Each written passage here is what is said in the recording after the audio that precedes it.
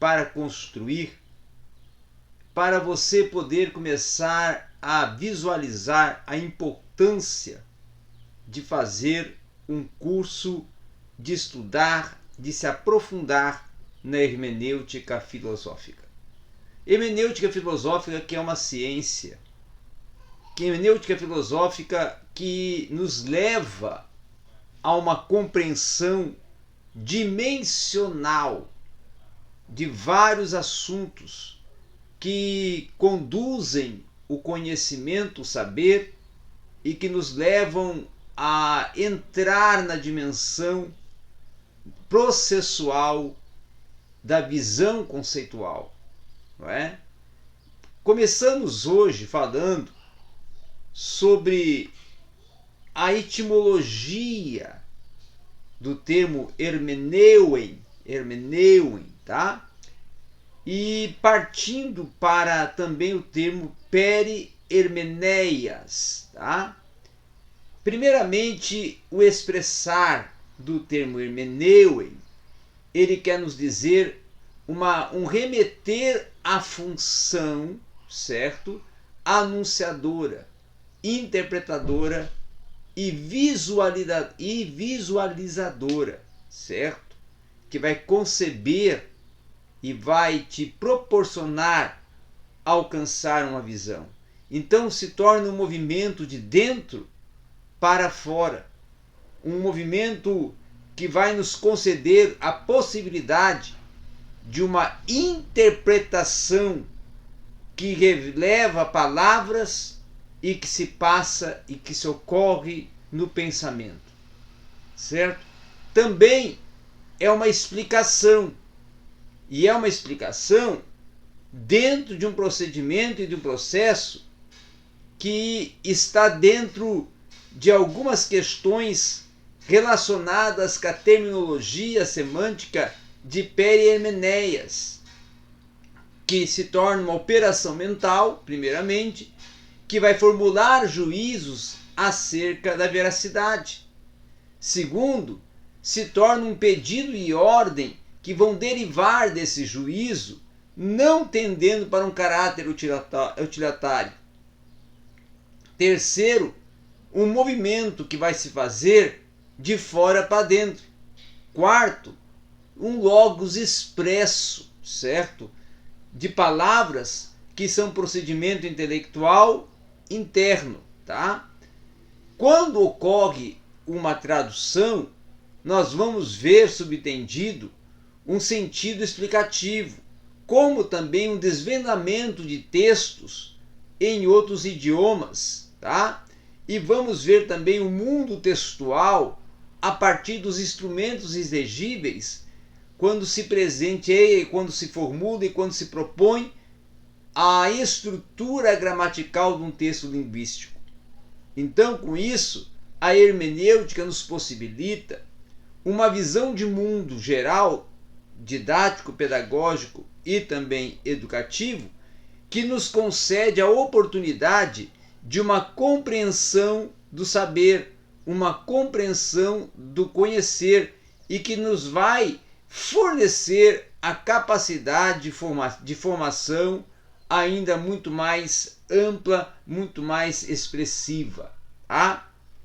Então, com esse análise que nós acabamos de fazer da raiz etimológica de hermeneu e perihermeneias, nós vamos ver agora o vislumbrar desse aspecto, desse sentido unificador e universal do âmbito hermenêutico, para nós podermos começar a compreender esse processo que concede-nos e amplia-nos e proporciona-nos uma essência de linguagem reveladora e uma amplitude de uma relação entre o expresso e o pensamento, certo?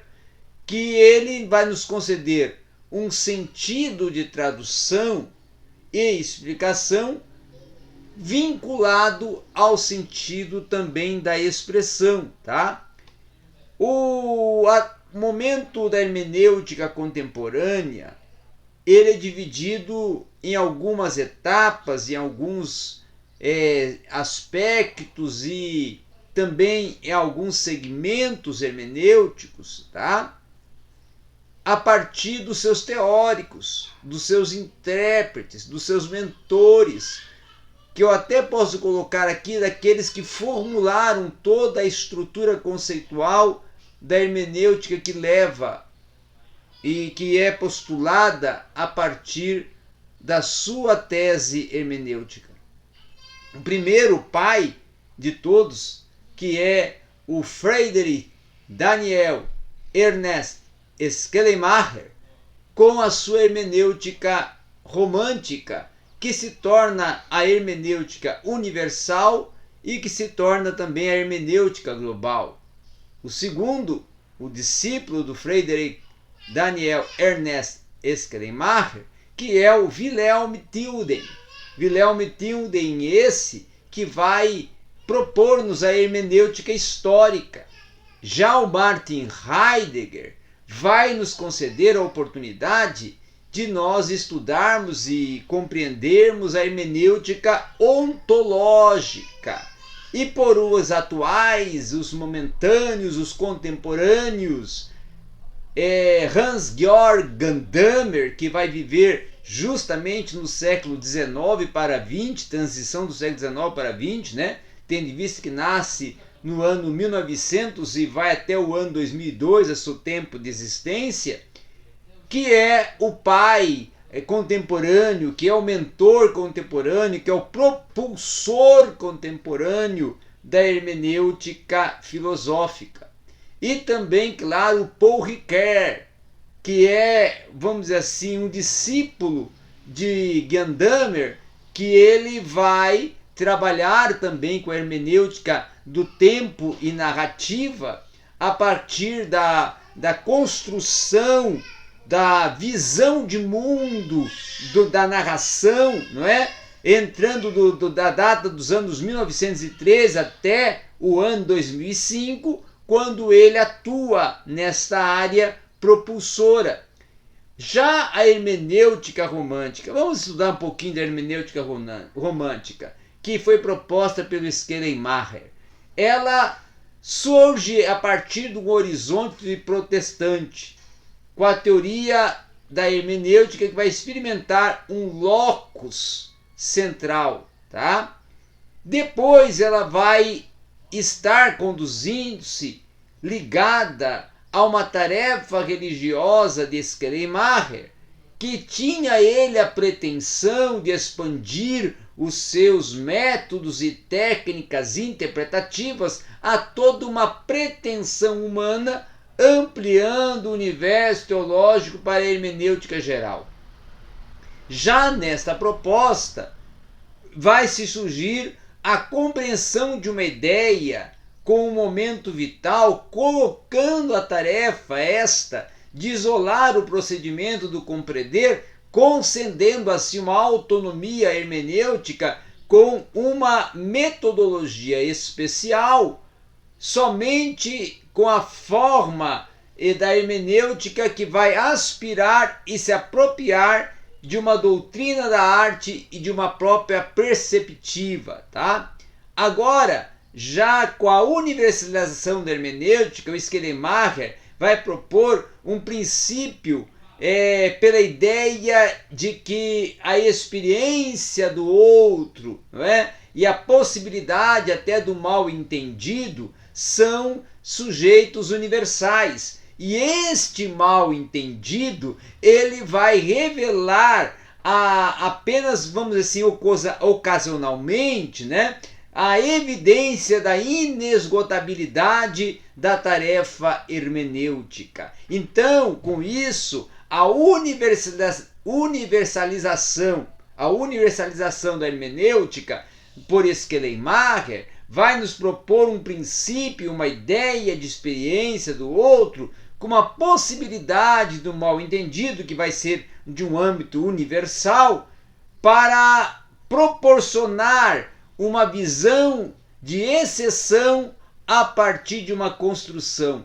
E aí é que a hermenêutica de Schleiermacher, ela vai ter um sentido, um viés psicológico que vai estabelecer um ato de congenialidade, no qual vai se encontrar a possibilidade de uma vinculação, de uma prévia, aonde vai ocorrer as individualidades e uma recriação de um ato criador, certo? Já nessa própria vinculação e universalização, ele vai trabalhar também, o Schleiermacher, com a sistematização, levando a dupla marca romântica ao criticismo, quando ele vê, principalmente na compreensão, uma repetição, tá, da produção mental originária em virtude da congenialidade dos espíritos, princípio supremo de toda uma filosofia, caracterizando essa com uma capacidade para uma amizade, principalmente para um diálogo e para uma busca de comunicação em geral, e uma crítica, pois vai buscar elaborar regras de uma compreensão de sujeito universal. E aí agora vamos entrar na hermenêutica histórica do Wilhelm Tildy, transitando do pensamento e da proposta da universalidade de Schleiermacher e também do romantismo de Schleiermacher para agora a hermenêutica histórica também de sentido psicológico, não é? De sentido de hermenêutica da vida, tá? Proposta pelo Wilhelm Tildy. Wilhelm Tildy ele vai fazer primeiramente reviver o movimento iniciado por Schleiermacher, com o método da compreensão necessária das ciências humanas, tá? E ele vai tornar consciente a hermenêutica romântica, ampliando-a para uma transformação historiográfica a partir de uma interpretação da realidade humana como desenvolvimento histórico do conceber a partir da vida.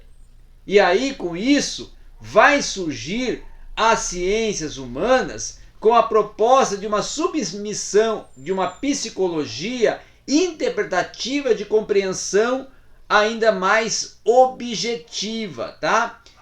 Também temos que considerar que o Wilhelm Tildy ele nos concede a oportunidade de uma visão, vamos dizer assim, de um eixo central filosófico em que a questão histórica da capacidade cognitiva, principalmente no que tange a ação histórica da intenção do agente, sobretudo a conexão da compreensão da realidade humana e do desenvolvimento histórico dessa realidade humana, começa a se pressupor a unicidade da história e a sua própria continuidade. E com essa substituição da subjetividade, ocorre um condicionamento histórico. Uma preocupação básica, então, começa a ser a delimitação epistemológica entre as ciências da natureza e as ciências do espírito e uma especulação e também compreensão. Agora, nós já partindo para uma outra ação e intervenção do Wilhelm Tildy, é quando ele propõe a vivência de anunciar o novo ponto de partida, apontando este para uma totalidade da vida psíquica e exigindo um aporte, tá? Em outra espécie de ciências diversas das ciências da natureza. E os fatos da consciência, contudo, não vão se reduzir na imagem que eles também vão envolver dessas sensações, principalmente na ordem emotiva e voluntarista, tá? Assim vai se justificar uma estrutura hermenêutica da alma e uma reflexão psicológica, aí entra a hermenêutica psicológica e a hermenêutica da vida em Tildy, com a objetividade de criar os nexos históricos como novos métodos para aprender neles as visualizações do ser a partir do seu psique, tá? Agora, quando entramos na hermenêutica do Heidegger, tá? Quando entramos na hermenêutica do Heidegger, nós vamos entrar no elemento ontológico, um elemento que vai nos proporcionar a compreensão enquanto ela enratica a própria existencialidade da existência. E aí vai existir, nesse sentido, 3 compreensões de hermenêutica em Heidegger que vão ser entrelaçadoras. A primeira, denominada a hermenêutica da facticidade, a segunda, a hermenêutica do tempo, e a terceira, a hermenêutica da metafísica. E aí, a facticidade para Heidegger vai designar o caráter próprio da nossa design, tá? Que vai poder ser apreendido como um objeto, como algo posto diante de mim, e que vai ser uma opção de ver olho no espelho, certo? Como seja, eu me ver através do meu resplandecer.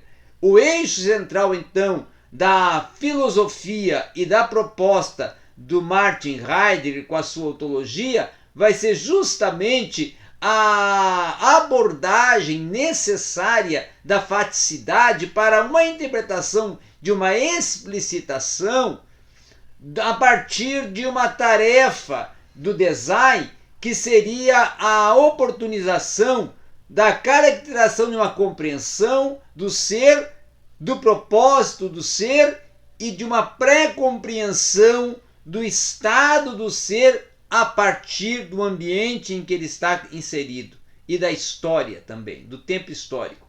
Então a interpretação ela é existencial na proposta de Heidegger, ela é compreensiva no que tange uma compreensão existencial, ela também nos possibilita um mundo de possibilidades, de uma interpretação e um aprofundamento, tá? E nos leva a uma concepção prévia de uma aparência de circularidade, de uma compreensão que nos torna explícitos a uma compreensão dentro do que é o círculo hermenêutico.